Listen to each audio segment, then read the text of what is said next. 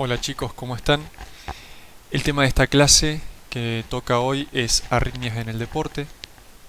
La idea es que podamos llevarnos algunos conceptos, que podamos distinguir cuáles son los cambios normales y cuáles son los cambios anormales que pueden producirse en una persona que practica deporte, principalmente de manera intensa o habitual, ¿sí? O de forma a veces tal vez profesional, ¿sí?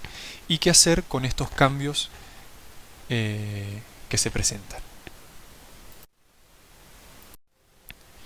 Bien, para entender el tema tenemos que conocer la definición de corazón del deportista, que son las manifestaciones cardíacas secundarias a la práctica regular e intensa de diferentes deportes. Dicho de otra manera, cómo el deporte practicado de forma regular genera cambios en el corazón del deportista, tanto a niveles estructurales como eléctricos.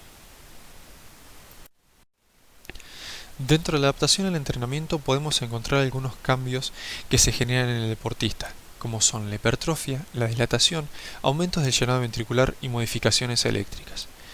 Estos cambios se deben a ciertas condiciones actuantes como son la variación en la precarga y la poscarga, adaptaciones hormonales, modificaciones en el sistema nervioso autónomo y cambios intrínsecos del músculo cardíaco. Algunos ejemplos de estos son deportistas que practican o entrenan con un alto componente dinámico, generan una sobrecarga de volumen. Esta sobrecarga de volumen genera un aumento de las miofibrillas, lo que genera una dilatación del músculo cardíaco. Esta dilatación permite un mayor volumen sistólico y que es necesario para satisfacer las demandas metabólicas.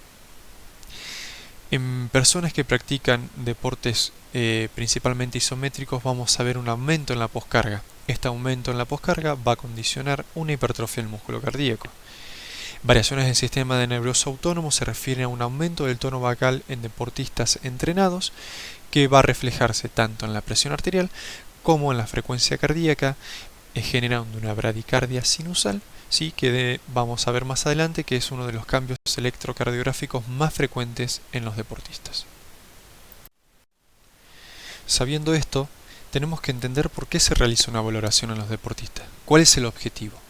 En sí, el examen médico previo a la participación lo que intenta es detectar patologías que predispongan a la muerte súbita, la arritmia más temida en el deporte, ¿sí? La muerte súbita en el deporte puede definirse como el deceso inesperado por causa natural, ¿sí? No traumática ni violenta, sin síntomas previos o con síntomas en un tiempo previo corto que se produce durante la práctica deportiva o dentro de la hora posterior. Como dijimos antes, hay ciertas condiciones que actúan sobre el corazón del deportista y que van a generar cambios tanto eléctricos como estructurales, ¿sí? Para conocer esto, nosotros nos vamos a basar en el examen físico y otros estudios cardiovasculares como el electrocardiograma y el ecocardiograma. Como esta clase es solo de arritmia, lo que nos interesa a nosotros es el electrocardiograma del paciente. Bien, ¿cuál es la importancia? Hacer una correcta evaluación del deportista y poder diferenciar qué corresponde a lo normal y qué corresponde a lo anormal, ¿sí? Porque el paciente, en realidad el médico, perdón, va a tener la difícil decisión de o prohibir la práctica deportiva o autorizarla, con el riesgo que eso conlleva. Y como dijimos antes, como esta clase es de arritmia en el deportista, a nosotros lo que nos va a interesar es el electrocardiograma, que suele ser uno de los estudios que se asocia a mayores modificaciones en el deportista con respecto al sedentario, ¿sí? Como hablamos antes, lo importante o lo que queremos lograr es distinguir qué está bien de qué está mal dentro de los cambios que se generan en el corazón del deportista. Así que de eso se trata esta clase. Saber que las mujeres atletas tienen menos cambios generados por el deporte que los hombres y que los deportes que requieren una elevada resistencia aeróbica, como el ciclismo, el remo, las carreras de esquí o maratones, se asocian con frecuencias cardíacas más bajas en el electrocardiograma de reposo y mayor incremento de voltaje del QRS. Entonces, dentro de los cambios electrocardiográficos más frecuentes del atleta, podemos encontrar la bradicardia sinusal, el bloqueo AB de primer grado, repolarización precoz, la imagen semi-bloqueo incompleto de rama derecha, que se va a presentar como una R minúscula S, R' minúscula en B1, B2, y criterios de voltaje para hipertrofia ventricular izquierda. En estos cuadros podemos ver, como si fuera un semáforo en verde, cuáles son los hallazgos normales en el electrocardiograma de un deportista, que va a implicar que no tengamos que ahondar más en el estudio de estos pacientes. En amarillo, cuáles son los hallazgos limítrofes, que reuniendo ciertos criterios vamos a tener que estudiarlos o no. Y en rojo, cuáles son los hallazgos anormales en el electrocardiograma, que son pacientes que sí o sí vamos a tener que estudiar. Bien. Entonces, dentro de los hallazgos normales podemos encontrar criterios de voltaje en QRS para hipertrofia ventricular izquierda, bloqueo incompleto de rama derecha, repolarización precoz, elevación del ST seguido de inversión de la T en B1 B4, principalmente en raza negra, inversión de la onda T de B1 a B3 en menores de 16 años, bradicardia sinusal, ritmo auricular ectópico o de la unión, bloqueo AB de primer grado y bloqueo AB de segundo grado Movitz 1. Esto la verdad que a mí me llamó la atención. Yo pensé que en realidad el bloqueo de segundo grado siempre era patológico, pero podemos ver que en los deportistas puede ser considerado dentro de hallazgos normales. Entonces, si encontramos algunos de estos criterios o algunos de estos datos en el electrocardiograma, no vamos a necesitar mayor evaluación en los deportistas que se encuentran asintomáticos o que no tienen historia familiar de cardiopatía hereditaria o muerte súbita. Ahora bien, ¿quiénes van a ser los que van a necesitar una evaluación adicional para descartar enfermedad cardiovascular asociada a muerte súbita en deportistas? Y son los que presenten hallazgos anormales en el electrocardiograma. Estos pueden ser inversión de la onda T en prácticamente todas las derivaciones, ¿sí?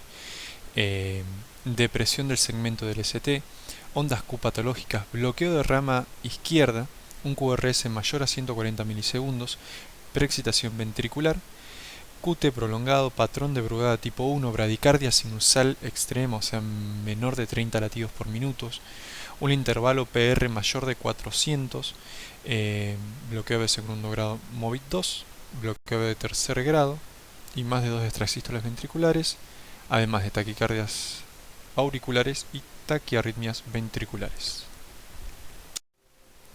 Los que nos van a presentar un desafío o a los que tengamos que prestarle más atención son los pacientes que presenten hallazgos limítrofes, ¿sí? Los grises, o bueno, en este caso los amarillos, ¿sí? Que son desviación del eje a la izquierda, crecimiento auricular izquierdo, desviación del eje a la derecha, crecimiento auricular derecho y bloqueo completo de rama derecha. Bien, si estos los encontramos de forma aislada, el paciente está asintomático, no tiene historia familiar, hereditaria o no bueno, si ya tuvo una muerte súbita, creo que sería patológico, ¿no? Pero si no tienen historia familiar hereditaria de muerte súbita o muerte súbita, no debería hacerse nada. Ahora, si el paciente presenta 2 o más de estos hallazgos, sí va a requerir una evaluación adicional, otra vez para descartar enfermedad cardiovascular y prevenir la muerte súbita del deportista. A partir de ahora nos vamos a centrar en lo que son las arritmias específicas en el deporte, pero antes de esto tenemos que saber que las arritmias cardíacas pueden manifestarse en asociación con anomalías cardiovasculares, pero también que pueden darse en personas que no tengan evidencia de un sustrato morfológico. Saber que un determinante pronóstico es que los pacientes presenten enfermedad cardíaca, principalmente disfunción ventricular izquierda o derecha. La muerte súbita, que es la más temida, es poco frecuente en los jóvenes y se estima que en menos del 1% puede darse en los adultos.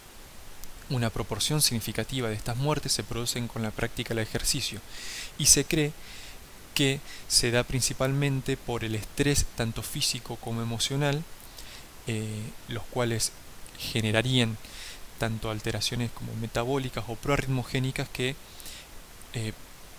predisponen al deportista a sufrir de estas arritmias. También es importante buscar cualquier indicio de abuso de tabaco, alcohol, dopaje o drogas como la cocaína o similares que puedan precipitar estas arritmias. Para lograr descubrir las anomalías o arritmias específicas en los deportistas, nos van a ser obviamente de gran utilidad el electrocardiograma, pero cuando este no sea suficiente vamos a poder recurrir a lo que son los estudios tipo Holter o al estudio electrofisiológico. Yéndonos a las arritmias específicas, las extrasístoles supraventriculares son muy comunes en muchas personas, incluyendo los atletas. En ausencia de cardiopatía estructural y disfunción de la tiroides, de síntomas, o si estos son solo leves, como palpitaciones ocasionales, no hay evaluación o tratamiento indicado. Si presenta síntomas más molestos o sospecha enfermedad cardíaca estructural, se debería investigar un poco más profundo. De no hallarse nada y que las personas presenten extrasístoles supraventriculares podrían realizar deporte de forma normal. Bien. Con respecto a las extrasístoles ventriculares, también son hallazgos frecuentes en los atletas y lo más importante es la presencia de enfermedad cardíaca, bien, porque esta va a determinar el pronóstico y la recomendación para la participación deportiva. Las extrasístoles ventriculares pueden ser la manifestación inicial y única de condiciones arritmogénicas clínicamente silentes con riesgo de muerte súbita, como son, por ejemplo, la displasia arritmogénica del ventrículo derecho o algunas miocarditis, bien, y por lo tanto, si bien pueden ser benignas, requieren de una evaluación cuidadosa que incluya la historia clínica, los antecedentes familiares, ¿sí?, el examen físico, un ecocardiograma, una prueba de esfuerzo y Holter de 24 horas, siendo reevaluados cada 6 a 12 meses.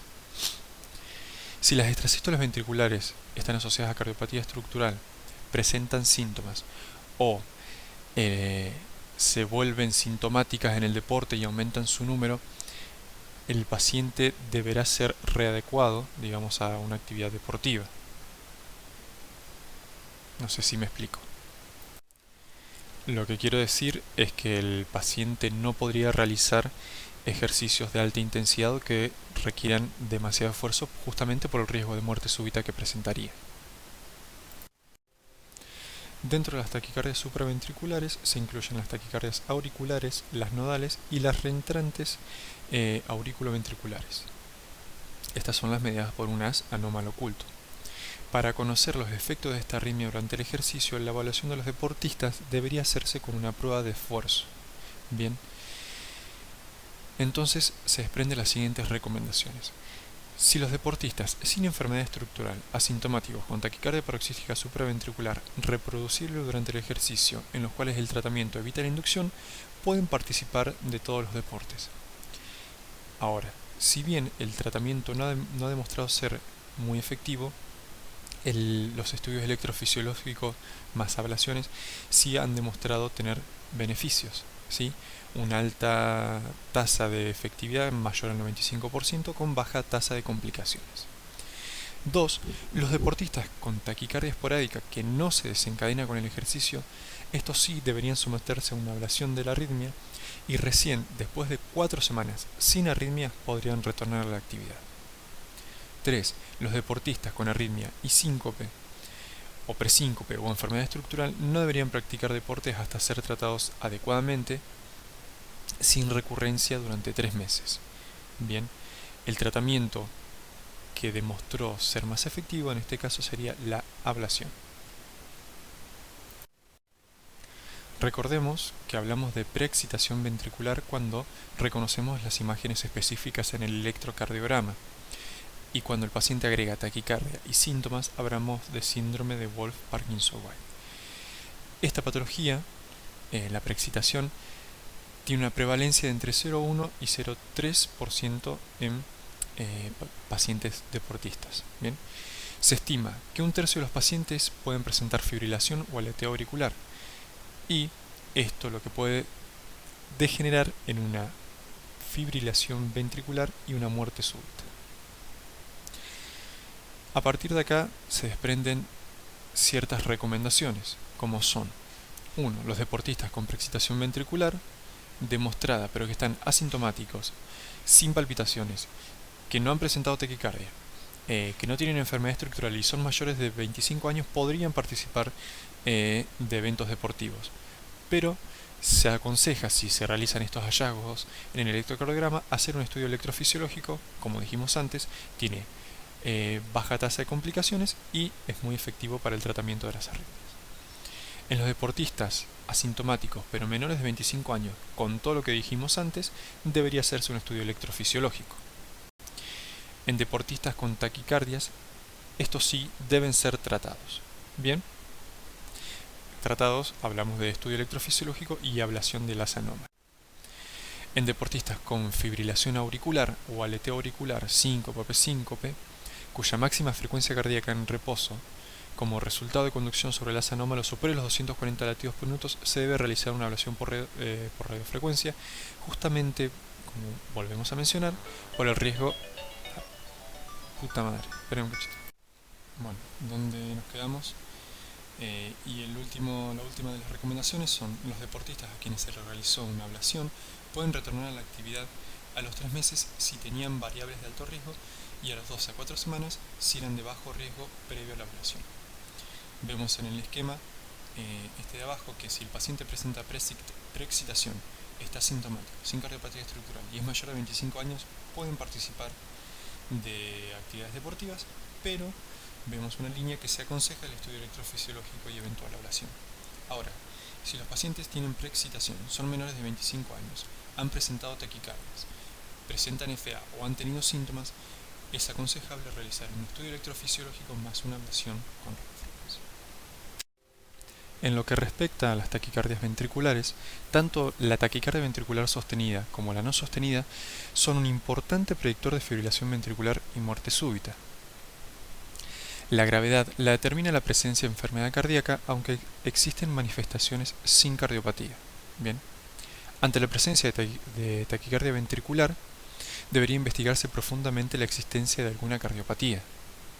Los deportistas con taquicardia ventricular sostenida no pueden participar en ningún deporte competitivo hasta la eventual resolución de la patología. Los deportistas con taquicardia ventricular sostenida o no sostenida, monomorfa y corazón estructuralmente sano con inducción de la arritmia en el estudio electrofisiológico que hayan sido sometidos a ablación en forma exitosa, pueden participar. Bien, entonces los que reúnen estos requisitos pueden participar en todos los deportes luego de 3 meses, ¿sí?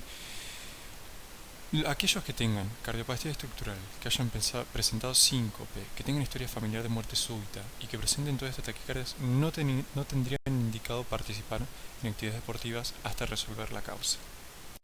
Existen algunas excepciones en lo que corresponde a las taquicardias ventriculares y son los deportistas asintomáticos sin cardiopatía demostrable, ¿sí?, tanto en estudios invasivos como no, con episodios poco frecuentes de taquicardias no sostenidas, de pocos latidos, con frecuencia menor a 150 latidos por minuto, con supresión o sin empeoramiento de la arritmia en pruebas de ejercicio a intensidades similares al deporte que va a practicar. Estos podrían participar en todos los deportes competitivos.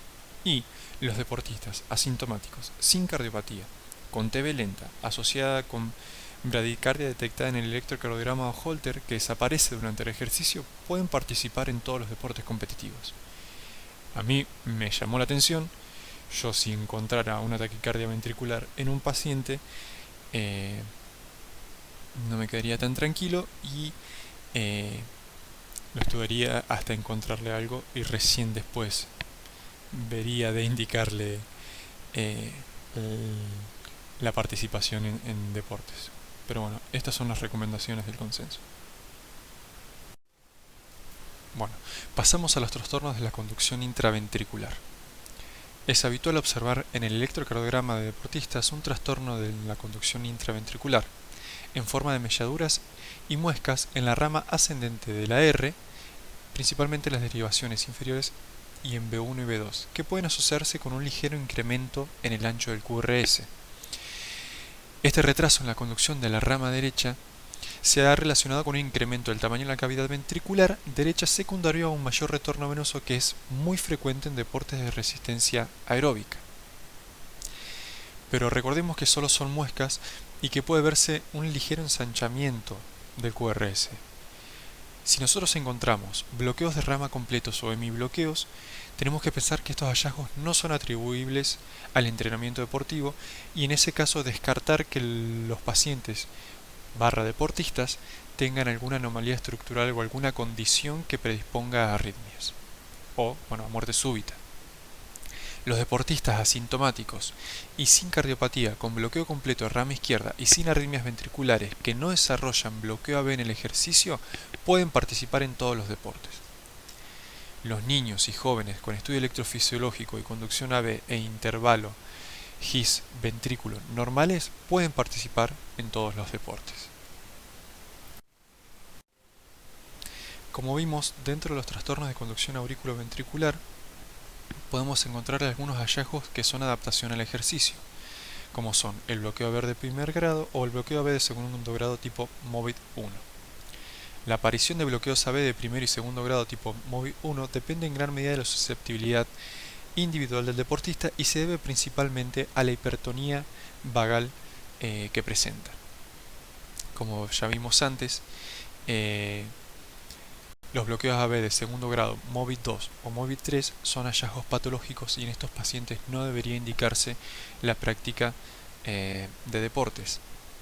Ahora, los pacientes que presenten un bloqueo de grado de segundo grado MOVID 1, pero que además tengan un bloqueo de rama, a estos debería realizarse un estudio electrofisiológico. Entonces, como antes, pasamos al semáforo. Los pacientes que pueden practicar deporte son aquellos que están en verde, que son los que tienen bloqueo AB de primer grado, y los que tienen de segundo grado tipo MOVID 1. Y los que no pueden practicar deporte son el MOVID 2 y el bloqueo AB de tercer grado, que aparecen en rojo en este caso. La fibrilación auricular se ha descrito con una prevalencia más alta en atletas mayores con antecedente prolongado de participación en deportes de alta intensidad dinámica. Se observa que la evolución de la FA aislada no es grave y es bien tolerada en la mayoría de los atletas, si bien muchos suelen experimentar problemas emocionales, físicos y en su calidad de vida. Es importante reconocer los casos en que la fibrilación auricular es la manifestación del síndrome de sobreentrenamiento, en los que es prudente la interrupción momentánea de la práctica deportiva y el control de la recurrencia de la FA. El síndrome de sobreentrenamiento es una condición que se presenta principalmente en los deportistas de alta resistencia, ¿sí? y que se manifiesta principalmente por una fatiga crónica, ¿sí? predisposición a infecciones y que evidencia justamente el exceso de ejercicio. Ahora, si encontramos un paciente que tiene una FA, ¿quiénes serían los que podrían participar? En este caso son, ni hablar que estuvieran asintomáticos, que no tengan cardiopatía, que tengan ausencia de preexcitación ventricular, como vimos en el cuadro en diapositivas anteriores. Pacientes con preexcitación y FA tienen que ser estudiados y ablacionados, y los que tengan una frecuencia ventricular que aumente y disminuya adecuadamente, comparable con una respuesta sinusal normal con relación al nivel de actividad, reciban o no fármacos que bloquean el nodo AB. Otra recomendación es que los deportistas que requieren anticoagulación no deberían participar en actividades deportivas con peligro de colisión física.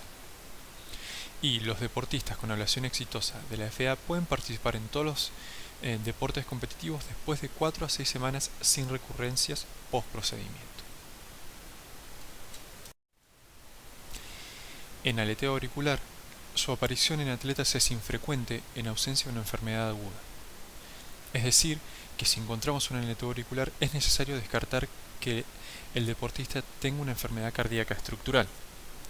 Si el aleteo auricular es crónico, si los episodios paroxísticos son prolongados y o frecuentes, la participación en deportes se ve limitada. Es necesario considerar el tratamiento de ablación, que tiene un éxito aceptable, y si no hay recurrencias durante al menos 3 meses, pueden participar en todos los deportes con evaluaciones periódicas. los deportistas asintomáticos y sin cardiopatía con antecedentes de aleteo auricular de corta duración, que no aumenta su duración durante el ejercicio, pueden participar en todos los deportes competitivos. Con respecto a lo que son los síndromes arritmogénicos, quise poner algunas cosas nada más sobre el síndrome de QT prolongado, ¿sí? Que bien sabemos que existen varios subtipos de síndrome de QT prolongado, pero en este caso el ejercicio físico y principalmente la natación, esto me llama la atención y no sé muy bien por qué es, parece ser un disparador común de arritmias ventriculares en el QT prolongado tipo 1, mientras los individuos que tienen un QT prolongado tipo 2 parecen estar más en riesgo con disparadores auditivos o emocionales, y los pacientes que tienen un QT prolongado tipo 3 pueden tener mayor riesgo durante el reposo y o la inactividad. Y ya para ir llegando al final vamos a hablar un poco de lo que son los desfibriladores automáticos implantables, que solemos tener varios pacientes con este dispositivo, y que en el caso que nos pregunten si pueden realizar actividad deportiva, podemos decirle lo que está en este Power. Las recomendaciones habituales para el deportista con CDI sugieren su no participación en deportes de contacto o con riesgo de colisión, ni en deportes de alta intensidad, si es que pueden hacerlo. Los pacientes que por su enfermedad cardiovascular de alto riesgo tienen contraindicada la actividad deportiva de alto rendimiento, también la van a tener, aunque tengan colocado un CDI, ya que este no debe considerarse como una terapia de protección. Entonces, supongamos que los pacientes tienen una colocación de CDI porque tienen un deterioro severo de la función ventricular posinfarto después de 40 días en un eco, ¿sí? Ya de por sí su enfermedad cardiovascular no le va a permitir realizar una actividad física, y que tenga el CDI también en todo caso le prohibiría la participación en gran cantidad de deportes, al menos los que tengan alta intensidad. Y con esto llegamos al final de la clase. La verdad que me costó bastante, tardé más de lo que pensaba, y bueno, espero que les sirva de algo y que puedan sacarle provecho. Les mando un abrazo grande a todos y espero verlos pronto.